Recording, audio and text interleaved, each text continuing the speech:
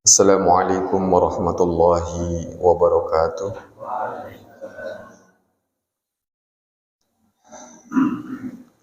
Alhamdulillah alladzi khalaqal mauta wal hayata liyabluwakum ayyukum ahsanu amala.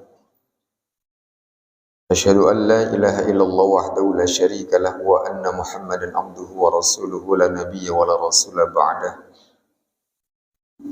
Allahumma salli wa sallim ala nabiyyina Muhammadin wa ala alihi wa sahbihi wa man tabi'ahum bi ihsanin ila yaumiddin amma ba'd. Subhanaka la ilma lana illa ma 'allamtana innaka antal alimul hakim. Rabbi shrah li sadri wa yassir li amri wahlul 'uqdatam min lisani yafqahu qawli. Raditu billahi rabba wa bil islami dina wa bi Muhammadin sallallahu alaihi wasallam nabiyya. Fa fil rahimakumullah, Bapak, Ibu kaum muslimin, jamaah salat maghrib hadanallahu wa iyyakum. Alhamdulillah, segala puji bagi Allah, Zat yang Maha Ghafur. Allah itu benar-benar Zat yang Maha mengampuni dari setiap dosa yang kita kerjakan, jika kita memohon ampunan. Jangan pernah menganggap aman dengan semua amal yang kita kerjakan, baik itu amal kebaikan maupun amal keburukan. Ketika kita beramal kebaikan, jangan pernah menganggap aman bahwa amal kita itu akan utuh dan mendapatkan balasan terbaik dari Allah. Belum tentu. Kalau amal kita dibarengi dengan perkara yang menghancurkan. Capek-capek kita melakukan amal, tapi setan bisa dengan mudahnya untuk menghancurkan. Dititipilah kita riya, sum'ah, ujub, habis. Yang sudah kita kerjakan, yang sudah kita lakukan, mungkin capek kita melakukannya, berkorban kita melakukannya. Tapi terkadang kita buang sia-sia. Jadi kalau beramal kebaikan, amal soleh, jangan merasa aman. Terus minta kepada Allah agar amal ini ditetapkan dan diberikan balasan terbaik nanti. Kalau kita tadi sudah sholat, terus minta kepada Allah agar sholat yang kita kerjakan tadi itu diterima oleh Allah. Dicatat permanen dan nanti akan ditunjukkan. Dan kalau kita berbuat keburukan, terlebih jangan merasa aman. Walaupun kadang ketika kita melakukan perbuatan buruk itu, maksiat itu, kita merasa aman saat itu. Sekecil apapun perbuatan yang kita lakukan, pasti akan Allah balas. Faman ya'mal misqala dzarratin khairan yarah wa man ya'mal misqala dzarratin syarran yarah. Merinding kita tuh, Pak. Kalau nanti semua amal yang pernah kita kerjakan benar-benar dibuka dan diberikan balasannya. Mumpung masih ada kesempatan, amal kebaikan kita mintakan untuk ditetapkan, amal keburukan kita mintakan untuk diampunkan. Sehingga ketika kita menutup mata selamanya, yang permanen dalam buku catatan amal kita adalah semua kebaikan, insya Allah. Kita bersalawat kepada Nabi kita dengan mengucapkan Allahumma salli ala Muhammad wa ala ali nabiyina Muhammad.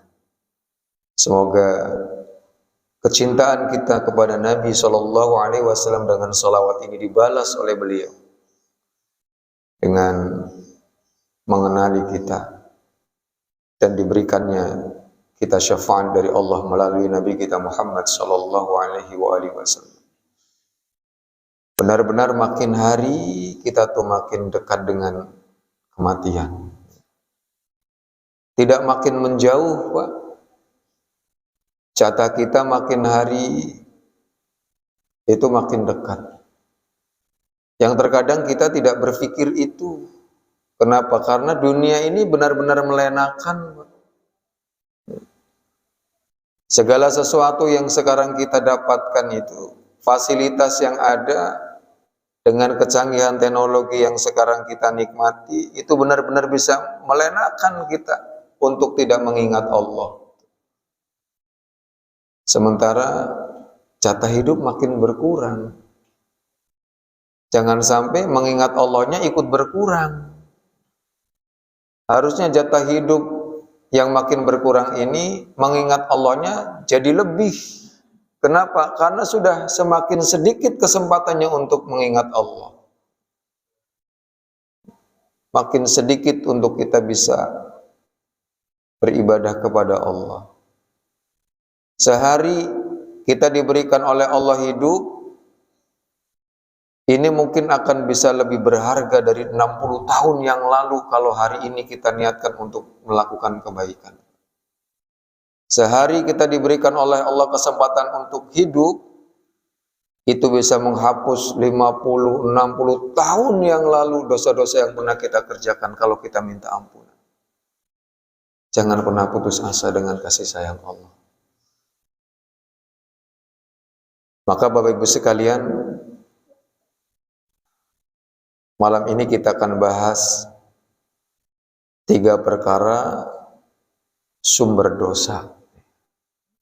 Kita kan makhluk yang tidak bisa menghindari dosa, Pak. Mencoba untuk menghindari, mesti setan akan terus ngejar kita. Walaupun dengan sesuatu yang sangat halus.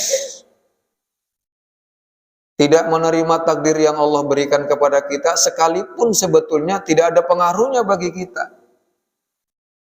Hujan, itu takdir Allah. Mangkat marib karena udan apa. Nah, itu sudah bagian dari kita tidak menerima itu, Pak. Dari pagi sampai maghrib kita tuh nggak pernah mengeluh. Dari bangun tidur kita udah baca Quran, udah sholat sunnah, sholat subuh, mengerjakan amal kebaikan. Setan nggak tinggal diam, begitu mau maghrib, kasih hujan. Padahal motor kas kumbah. Nembe dikumbah. Kenapa kita harus begitu? Dan itu bagian dari maksiat yang kadang kita tidak maknai, itu adalah bagian maksiat loh, Pak. Tidak menerima takdir dari Allah yang sebetulnya tidak ada pengaruhnya kepada diri kita, harusnya berpengaruh positif. Ya. Motor baru dicuci kena hujan, ini rezekinya tukang cuci motor nih, nggak apa-apa. Insyaallah ya. Jadi memang benar-benar manusia itu sulit terhindar dari dosa. Walaupun yang besar sudah bisa kita hindari, yang memang benar-benar tampak bisa kita tinggalkan. Ini nanti akan ada tuh yang sir-sir, yang lembut-lembut seperti itu tuh. Ya. Kita lihat mamanya, ada suami istri, yang laki-laki biasa, Pak, nggak terlalu ganteng tapi istrinya cantik. Hati bisik, kayong ora pas Bisane kayong ora pas. Wong itu terserah Allah kok. Kenapa hati berbisik seperti itu? Allah yang menjodohkan dia, kenapa kita yang merasa tidak pas? Dia pas-pas saja. Nanti kita kayak nih lanangi wong sugih. Ning ora ya anak dukun. Kenapa harus begitu? Ya. Menerka-nerka yang seperti itu nggak perlu. Ini kadang kita tuh nggak sadar kalau itu adalah bagian dari dosa. Ya. Sudah, wong itu jodohnya kok. Dan lagi mungkin orangnya biasa gitu ya. Begitu kita main ke rumahnya, bagus rumahnya. Takdiran jenengan ge. Nah, begitu tuh kadang ya. Kita tuh kadang menganggap orang itu lihat dari fisiknya. Padahal itu ijtibariyah. Kita tidak minta kepada Allah. Allah yang berikan seperti itu. Jadi nggak perlu ada dosa kecil-kecil yang model seperti itu yang sebetulnya bisa menghabisi amal yang sudah kita kerjakan dari pagi itu. Inilah 3 perkara sumber dari dosa. Memang kita tidak bisa terhindar dari dosa sebagaimana yang disampaikan dalam hadis qudsi melalui lisan Nabi sallallahu alaihi wasallam. Allah berfirman, "Ya ibadi, innakum tukhti'una bil-laili wan-nahar wa ana aghfiru dzunub jami'an fastaghfiruni aghfir lakum." Al-hadis. Wahai hambaku, kamu sekalian senantiasa berbuat salah, berbuat dosa. Kapan? Malam dosa, siang hari juga dosa. Sementara aku akan mengampuni segala dosa dan kesalahan.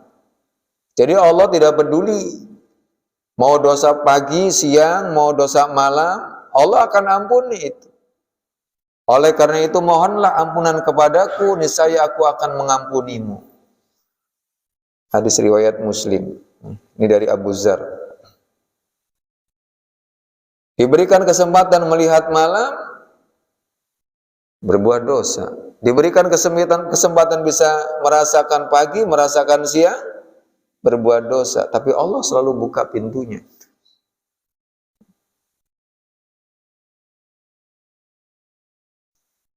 Hal ini juga senada dengan firman Allah dalam surah Az-Zumar, surat 39 ayat 53. A'udzu billahi minasyaitonir rajim. Qul ya ibadiyalladzina asrafu ala anfusihim la taqnatu min rahmatillah innallaha yaghfiru dzunuba jami'a innahu huwal ghafurur rahim. Wahai hamba-hambaku yang telah melampaui batas dengan menzalimi dirinya sendiri, janganlah berputus asa dari rahmat Allah. Sesungguhnya Allah mengampuni dosa semuanya. Sesungguhnya Dialah yang Maha Pengampun lagi Maha Penyayang. Jadi kita biasa sering mendengar maqalah, ungkapan undur maqalah wala tandur man qala, gitu ya. Lihat apa yang disampaikan, jangan melihat siapa yang menyampaikan. Ini dijelaskan oleh para ulama, sebetulnya maksudnya begini Pak. Contoh, saya punya teman yang tarkus sholat, meninggalkan sholat. Dia muslim, kalau ditanya Islam, Islam. Tapi kalau suruh sholat nggak mau. Gampanglah, nantilah. Ada saja alasannya itu. Kita lagi duduk bareng beberapa orang, kemudian terdengar azan tuh, Allahu Akbar, Allahu Akbar, kata dia, pada wudhu sholat. Padahal dia orang yang tidak melakukan sholat. Itu kata para ulama, iakan apa yang disampaikan. Kenapa? Karena pada saat itu Allah jadikan lisannya baik. Jangan kita ejek, lah ngerti apa? Sholat pihora ke merintah wong sholat. Kan kadang begitu. Jadi kalau kita mengiyakan apa yang disampaikan oleh orang-orang yang Allah sedang baguskan lisannya, walaupun dia belum melakukannya, maka Allah akan lembutkan hatinya. Tapi kalau kita mengejeknya, menghinanya, mengoloknya, makin keras nanti hatinya. Ya. Lama nggak jamaah di masjid, hati pengen ke masjid, akhirnya malu-malu pun dipaksa ke masjid. Begitu masuk masjid, lagi pepek apa ya? Masuk masjid kok lagi pepek. Ya kalau nggak pepek, ini bikin orang jadi nggak mau ke masjid lagi. Harusnya alhamdulillah, masya Allah, dirangkul yang seperti itu. Jangan tumben, ya Allah, kasihan. Dia untuk menghilangkan rasa malu pengen ke masjid saja sudah perjuangan, sampai di masjid diolok begitu. Sambut tuh. Jadi jangan putus asa ya dengan rahmat Allah. Al-Imam Ibnul Qayyim Al-Jauziyah rahimahullahu ta'ala ini menjelaskan tentang 3 perkara yang menjadikan sumber kesalahan. Usulul ma'asi salasah. Sumber segala macam dosa, maksiat itu ada 3. Al-kibru wal hirsu wal hasad. Sombong, tamak, dan dengki, iri.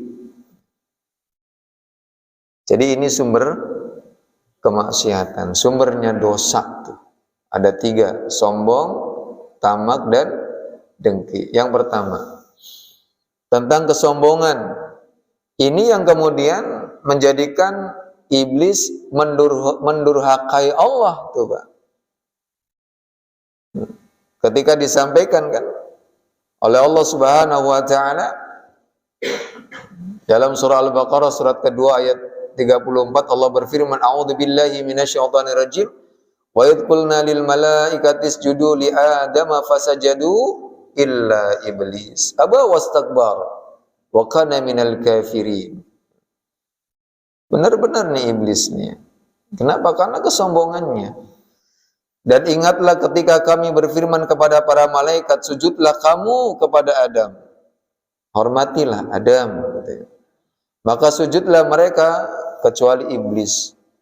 Ia enggan dan menyombongkan diri.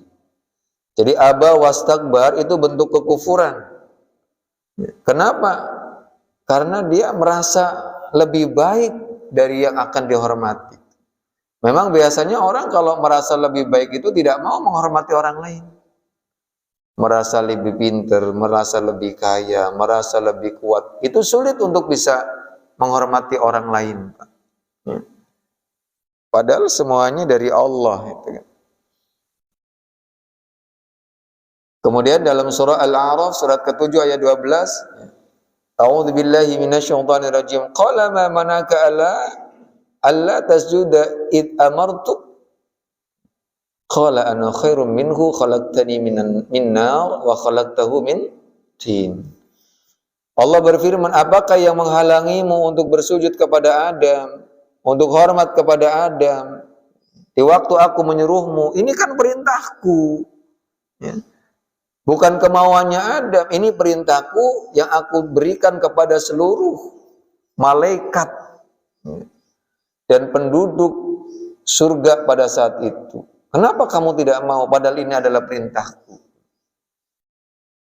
Maka iblis menjawab, saya lebih baik daripadanya. Itu kan, Pak? Merasa lebih baik daripada Nabi Adam alaihissalam. Engkau ciptakan aku dari api, sedang dia, Adam, engkau ciptakan dari tanah. Dan itulah ketika kita melihat kehidupan di dunia, model seperti ini banyak. Kalau sudah merasa lebih dibandingkan yang lain, maka untuk bisa menghormati orang lain itu sangat sulit. Nah, itulah kesombongannya.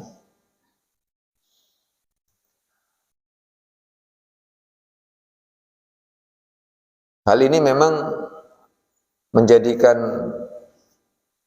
manusia jauh dari kebaikan. Orang sombong itu jauh dari kebaikan. Kalau dia memberi pun bukan karena ingin membantu. Orang sombong itu memberi karena ingin kelihatan. Kemudian penyakit sombong ini menjadikan manusia dilarang oleh Nabi SAW masuk surga karena mewarisi sifatnya iblis. Beliau Nabi SAW bersabda dari Ibnu Mas'ud radhiyallahu anhu, qala Rasulullah sallallahu alaihi wasallam la yadkhulul jannah man kana fi qalbi mithqala dzarratin min kibr. Tidak akan masuk surga yaitu orang yang dalam hatinya terdapat kesombongan walaupun sebesar biji zarah atau semut kecil. Yang terkadang kita tidak merasa bahwa itu adalah kesombongan. Sampai kemudian ada sahabat yang bertanya, ya Rasulullah, Bagaimana dengan orang yang senang menggunakan baju baru? Bagaimana dengan orang yang senang menggunakan sandal baru? Berarti dia sombong dong. Kemudian dijawab oleh Nabi Shallallahu Alaihi Wasallam, al-kibru batarul haq wa ghamdun nas. Sombong itu adalah menolak kebenaran dan meremehkan manusia. Ya model tadi ketika ada teman kita yang menyampaikan sholat dulu, kemudian kita agak sedikit mengejek dia ya karena dia tidak sholat, itu bagian dari kesombongan. Ada orang datang pengen sholat jamaah, kemudian kita tegur dengan teguran yang menjadikan dia malu lagi kembali ke masjid, itu juga bagian dari kesombongan. Hati-hati, pokoknya kalau sudah punya sifat sombong, ini menjadi sumber dari kemaksiatan. Coba tuh. Kehancuran itu juga karena kesombongan. Fir'aun itu karena kesombongan, Pak. Ketika kezolimannya merajalela, Allah masih tangguhkan itu. Nanti dulu. Kirim 2 nabi, Musa dan Harun, untuk mengingatkan. Bahkan Allah memerintahkan kepada Nabi Musa untuk mengatakan dengan kalimat yang lembut. Coba. Musa nabi yang cukup keras, Pak. Kalau ngomong keras Musa itu. Yang akan didakwai Fir'aun. Orangnya keras juga. Tapi diperintahkan oleh Allah untuk mendakwai Fir'aun dengan bahasa yang halus. Sulit ini. Kenapa? Karena ternyata yang bisa mengalahkan kekerasan itu adalah kelembutan. Dan benar-benar Nabi Musa alaihissalam itu tidak terlalu banyak bicara ketika menghadapi Fir'aun. Karena Nabi Musa tahu, saya tuh kalau ngomong kasar. Ini ketemu dengan Fir'aun yang sama-sama kasar, wah enggak bisa. Makanya begitu menyatakan kesombongannya, ana rabbukumul a'la, nah itu baru dihancurkan oleh Allah. Aku adalah Tuhanmu yang paling, Tuhan kalian yang paling mulia. Nah, itu sudah. Pokoknya kalau orang sudah menyatakan, mengikrarkan kesombongannya, itu siap-siap dihancurkan. Ya. Qarun sama tuh. Ya Qarun.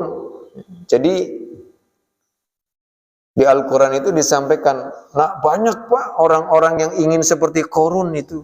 Ketika Qarun punya harta banyak itu, orang-orang Mesir pengen seperti Qarun. Sampai kemudian mereka itu ya kayak nyembah-nyembah Qarun lah. Karena pengen seperti dia. Ketika ditanya dari mana engkau mendapatkan harta sebanyak ini? Ini hasil kerja kerasku. Ya. Ini kehebatan bisnisku. Dan itu ditunjukkan.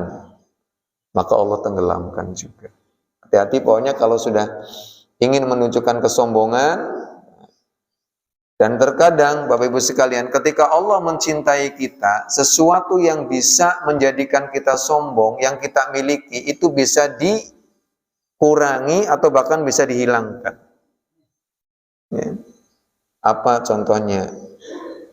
Pokoknya segala sesuatu yang kita miliki, yang itu bisa menjadikan muncul sombong pada diri kita, kalau kita dikehendaki baik oleh Allah, bukan kita yang dihilangkan, tapi barang itu yang dihilangkan. Atau minimal dirusak. Supaya kita tidak bisa menyombongkan diri dengan apa yang kita miliki. Pokoknya kalau kita punya barang-barang tertentu yang bisa menjadikan kita sombong, tahan. Yakin tahan. Kalau enggak, kita orang baik, bisa hilang itu barangnya. Ya. Atau minimalnya rusak lah. Sekarang semua pegang HP rata-rata. Ya. Kalau kita punya HP yang bagus, bermerek, mahal, keluaran terbaru, kadang ingin dilihat oleh orang. Yang biasanya silent, ini jadi keras suaranya. Ya.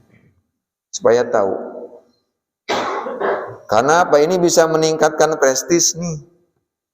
Dan nanti kalau sudah bisa menimbulkan kesombongan, kalau kita orang baik, bisa kejebur itu, Pak.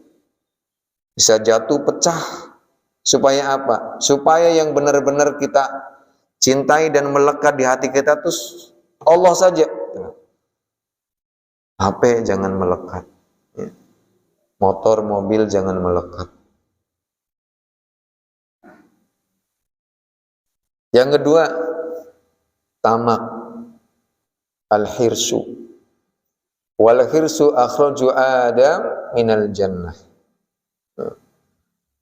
Ketamakan itu yang menjadikan Nabi Adam keluar dari surga.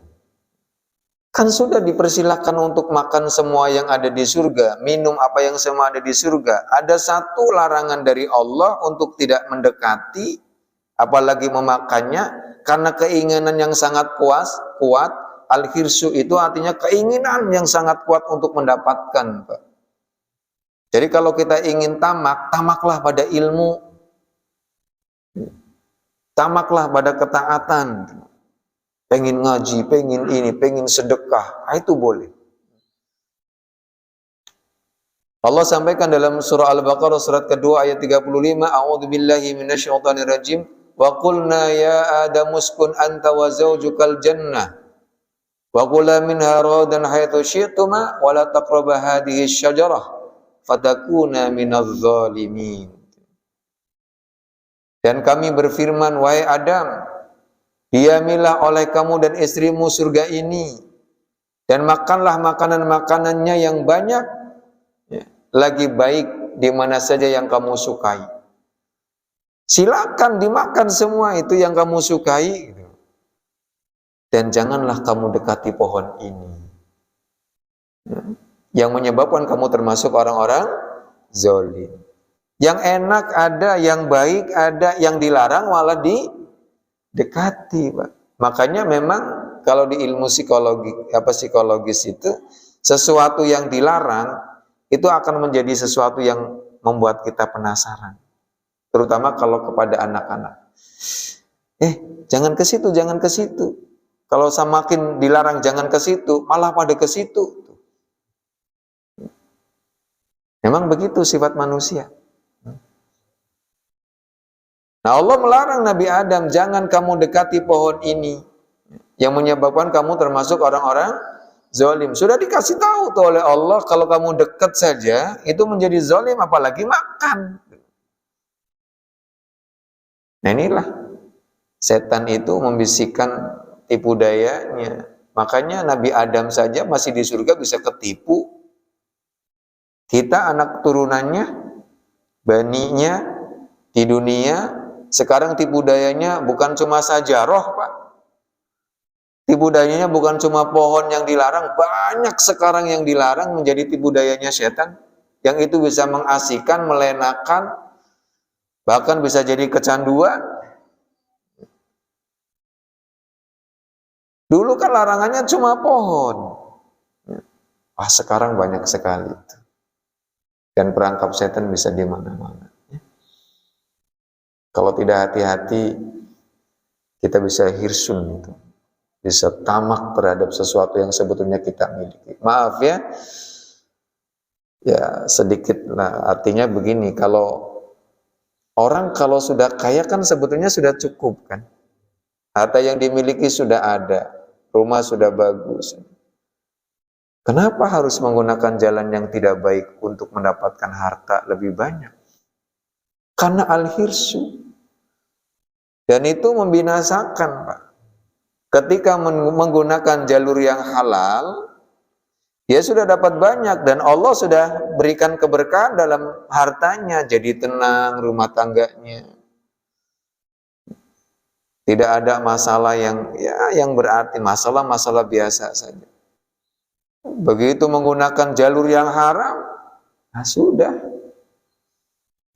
Ini bisa dibinasakan, dihancurkan oleh Allah. Kemudian bisikan setan ini juga dikisahkan oleh Allah dalam Al-Quran surah Al-A'raf surat ke-7 ayat ke-20. A'udzubillahi minasyaitonirrajim. Wa qala ma nahakuma rabbukuma an hadhihi syajarah illa an takuna malakaini aw takuna minal khalidin. Dan setan berkata, Tuhan kamu tidak melarangmu dan mendekati pohon ini, melainkan supaya kamu berdua tidak menjadi malaikat, ya, atau tidak menjadi orang-orang yang kekal dalam surga. Allah tuh sebetulnya nggak ngelarang kamu kok. Allah tuh cuma tidak menginginkan kalian tuh jadi malaikat dan tidak lama, tidak kekal di surga. Dah makan biar bisa kekal di surga, kan enak di surga tuh. Itu rayuannya, Pak. Ya karena penasaran akhirnya kan dimakan. Khuldi. Nah itu yang kemudian disebut buahnya buah khuldi. Asalnya kan khuld itu kekal ya. Nah, sehingga Nabi Shallallahu Alaihi Wasallam ini untuk orang-orang yang hirsun, ya, untuk orang-orang yang tamak terutama terhadap dunia. Ini digambarkan oleh Nabi Shallallahu Alaihi Wasallam dari Ibnu Abbas radhiyallahu an. Nabi Shallallahu Alaihi Wasallam bersabda, "Lau anna li bani Adam wadiyan min dahabi, ahabba an yakuna lahu wadiyan. Walan yamla'a fahu illa turab, wa yatubullahu ala man taba." Seandainya seorang anak Adam memiliki satu lembah emas, udah dapat tuh satu lembah emas. Yang namanya lembah kan gede, Pak. Dan itu emas semua. Tentu ia menginginkan dua lembah lainnya. Kan begitu. Contoh. Saya punya uang 1 juta hilang. Kemudian ada yang ngasih ke saya 9 juta. Yang 1 juta tadi yang saya miliki mau buat beli sesuatu, ternyata hilang, Pak. Cari kemana-mana nggak ada, benar-benar hilang. Saya sudah nyatakan, ini hilang. Ini. Sedih. Tuh. Tiba-tiba dikasih orang 9 juta. Oh, bahagia. Cuma karena hirsun, kemikir ngarsin sejuta orang hilang, kan tadi 10 juta ya. Kenapa harus mikir yang 10 juta? Wong yang 1 juta sudah hilang kok. Sudah. Kita tuh kadang begitu, Pak. Atau beginilah. Panjenengan dikasih uang 10 juta. Amplop tulisannya Rp 10 juta. Kan 10 juta rupiah. Begitu sampai ke rumah, ternyata dihitung cuma 9 juta. Itu kepikir nggak yang 1 juta? Uang tulisannya 10 juta.